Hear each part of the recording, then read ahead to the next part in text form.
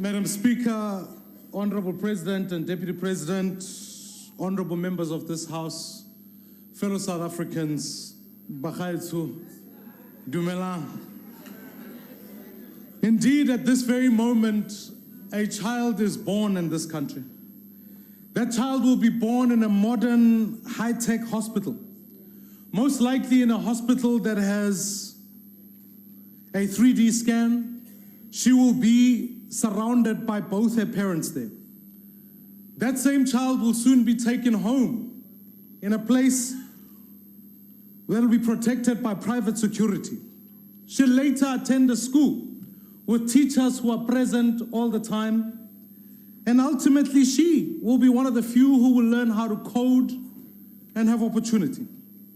That child will get through university and ultimately will have a career that stretches out before her.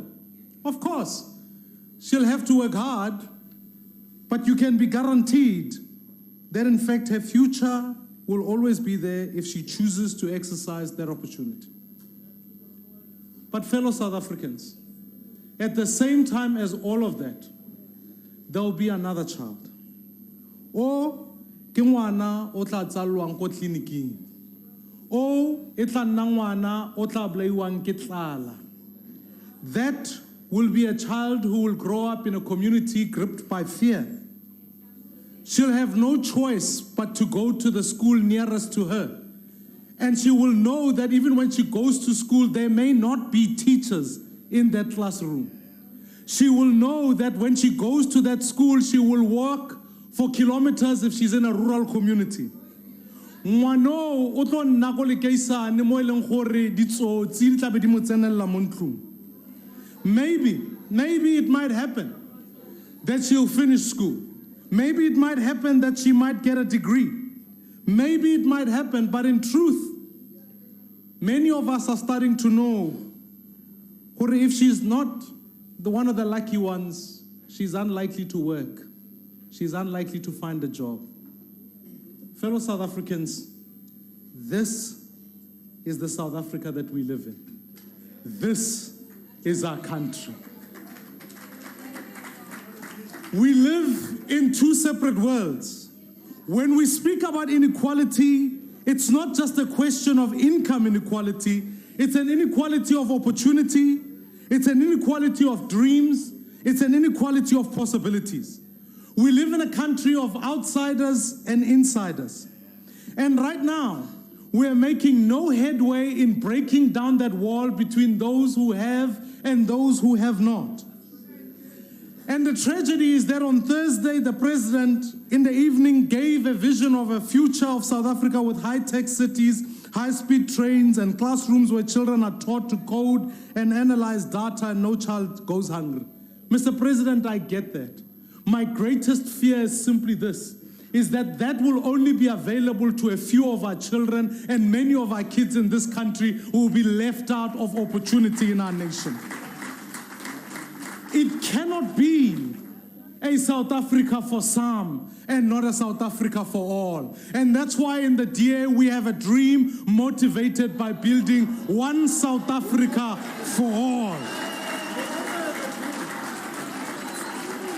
Honorable members, the stats released last month paint a very dire picture. It's a picture of a record unemployment that now stands at 38%. It's a picture where our economy contracted by 3.2%, and ultimately that shows that our investment is declining. If you read that picture, you can see our country is in crisis. It's a crisis that we need to face head on. Our priority must be to fix what is broken in South Africa and to build a South Africa where we can be guaranteed an equality of opportunity. The party of an equal shot, not an equal outcome. So to do that, we must table reforms. We need a bold plan. We need the right budget, we need the right people, and most importantly, we need a plan. We need to stop debating the mandate of the Reserve Bank. It's already in the Constitution. What we need to do is get on with the business of doing. So, Mr. President, while you are looking to build smart cities, I want to say, why don't we make the cities that we have already smart? Why don't we broaden access and connect young people to information and opportunities that remain available to a few? At one place to start, Mr. President, is with the allocation of the broad spectrum. We will not reduce data costs until that decision is settled. So, Mr. President, furthermore, instead of building a new bullet train, let's rather fix and protect the trains we have and give them to provinces to run. We need interventions that will ultimately ensure we have unemployment in our lifetime and make sure that, in fact, we give young people a national civilian service where they can work. Let me tell you something. By the end of the 19th century, a city like New York and London were facing a crisis that seemed to have no solution. As these cities grew and developed, the thousands and thousands of horses needed to transport people around had left streets knee-deep in manure. New York had to employ an army of workers to clear the streets every day in London. The Times newspaper reported back in 1894 that every street in the city would be buried under 9 feet of manure within 50 years. Of course, this didn't happen. And the reason for that was because there was a bold new solution. It's that instead of us having horses, let's rather make cars. Henry Ford's new and affordable motor car replaced horses in the cities. The manure problem went away, and of course, history changed forever.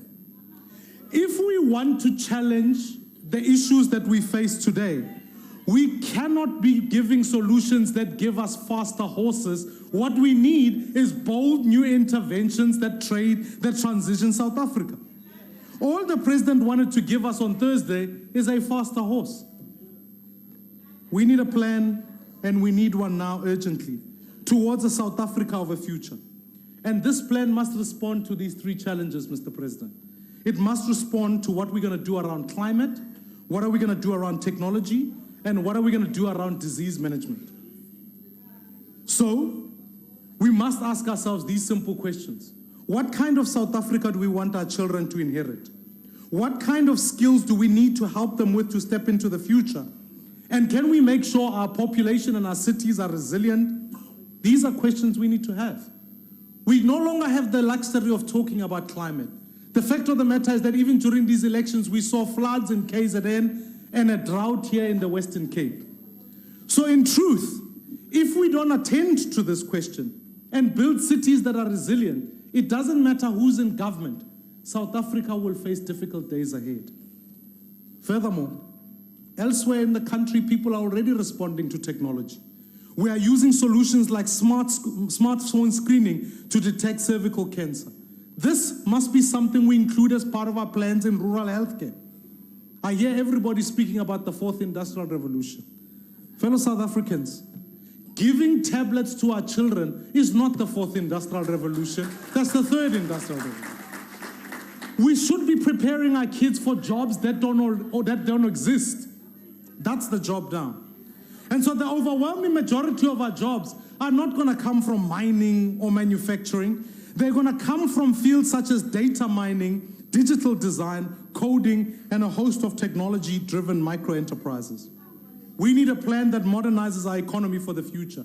Because let's learn this simple lesson. I grew up with Kodak. I grew up with things like Nokia. But in truth, if you look around this room, nobody uses Nokia phones and nobody is worried about Kodak. The world has changed. If we don't change with it, learn the lesson from multi-choice. All of these companies had a monopoly on the world, but because of the changes that are taking place, were rendered obsolete. The point simply is this: if we don't adapt now and change to the world that is upon us, we will fall behind and our people will continue to be unemployed. Mr. President, our vision for South Africa is a South Africa for all, in which every child has access to education, a modernized economy that puts at least a job in every home, that gives access to healthcare and basic services to all, where citizens live in safe communities free from crime and corruption. A South Africa that is reconciled, a prosperous one, and a beacon of hope for the developing world. That's only the first part. The second part is actually that we must table a plan. We must figure out a way as to how do we get there from where we are. And therefore, inevitably, we have to make hard decisions. It can't be business as usual. We have to make the tough choices about standing up to unions and alliance partners. We have to actually upset the network of patronage that has kept so many of the cadres in jobs for far too long, despite what they deliver. We have to rethink our policies that haven't worked in the last decade. And ultimately, we have to step out of a mindset and an ideology that belongs in a different era. None of this is easy. These are tough decisions. That's why it hasn't happened. So instead of talking about real tough reforms, we maybe talk about dreams. We maybe talk about a faster horse. As others on Twitter described it, we maybe talk about Wakanda. Fellow South Africans, our nation is in deep crisis. And I believe we can turn it around if we're willing to act now and make decisive choices. We can begin by building a modernized African country comprised of strong individuals who are able to compete with the best in the world. Babu Abare, the best time to plant a tree is 20 years ago. The second best time to plant a tree is today. We need to plant the trees for the future of our children, knowing that we ourselves may never sit under those trees, but we must plant them today. And therefore, fellow South Africans, I want to propose 7 reforms that will enable us to become the modern, inclusive country we all dream of. The first reform that we must have is a reform to our state-owned enterprises. The last thing we need now is to be committing ourselves and billions of rand of decades of this dinosaur called Eskom. We must immediately split Eskom into 2 entities and have one company for distribution and another for build. We must allow independent power producers to come on board. Our country is rich in solar, and if we get this right, what independent power producers and solar will do to Eskom will be what Uber has already done to transport. It will bring change, the change that we need. When we build new green economies, we can allow for workers to be reskilled and be re-included in an economy of the future. We need to allow cities to buy energy directly from independent power producers and stop ourselves from being coal-dependent in the next 10 years. We need change and we need reform now. And while we're at it, Mr. President, I hope you can be bold enough to sell SAA and focus that money on fixing the trains that we need. The second reform I want to propose is I want to propose a reform to our education. Fellow South Africans, we have to introduce charter schools. What charter schools are a private-public partnership that allows for our children to be able to walk to schools closer to them that can give them a quality of education that is private school compared. It will make sure we stand up to unions and give the best teachers, the best infrastructure and technology for kids closest to our communities. Le nna ke kgathetse go sheba bana ba rona ba tswa go makeisane ba tsaya di-taxi le diterena ba ya kgakala go sekolong go na le dikolo gaufi le bone a re ba fe dikolo tse di ba berekelang mo di-communityng tsa bone, so that teaching our kids to code and to analyze is not a luxury for a few, but it is a luxury for all our children in South Africa, whether rural or urban. We need reform, and we need it now. The third reform I want to propose, Mr. President, is to our healthcare. What remains true is that you might pursue the national health insurance. It is expensive, it is unaffordable. In truth, it will waste further resources and time in an unrealistic pipe dream for which we simply can't afford. So I would propose that our DA's health plan, which gives, in fact, a range of solutions that will make quality healthcare available for all our citizens, so that whether you are rich or poor, you can gain access to primary healthcare in both public and private healthcare facilities. This solution will provide access to free primary healthcare to be rolled out quicker, cheaper, and more freely. We must also use healthcare technology because this is the future of disease management. Fourthly, we must reform our labor legislation. Mr. President, if we want to be true, we no longer are the investment destination of choice, because of our rigorous labor legislation. Our current rigid legislation has not only driven away investment, it's also created two classes of citizens, the employed and the unemployed. So I am urging, let's look at the tax structure and introduce tax incentives for people who create jobs and set up a jobs and justice fund so that we can invest in research and design so that we focus on industries of the future. Let's relook at the national minimum wage in its current form and allow for sector-specific minimum wages and, in fact, give young people opt-out clauses so that they can participate in the economy. The fifth reform is that we have to build a capable and a clean state.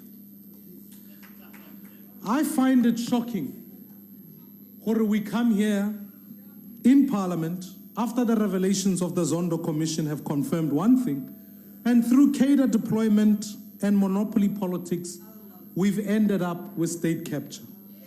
In truth, the deployments that have taken place in government, in SOEs or Chapter 9 institutions, have resulted in one thing, where cadres put the interest of the party instead of the interest of the citizens first. It is deeply worrying that there are people who are going to be chairing committees that frankly should be in jail rather than chairing committees. Mr. President, I want to ask you, let's allow the public protector to do her job, to table the report into allegations into Bosasa.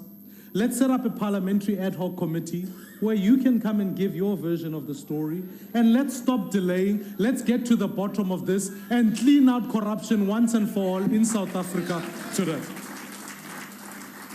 If we are going to reform the state, we should have made cabinet much smaller.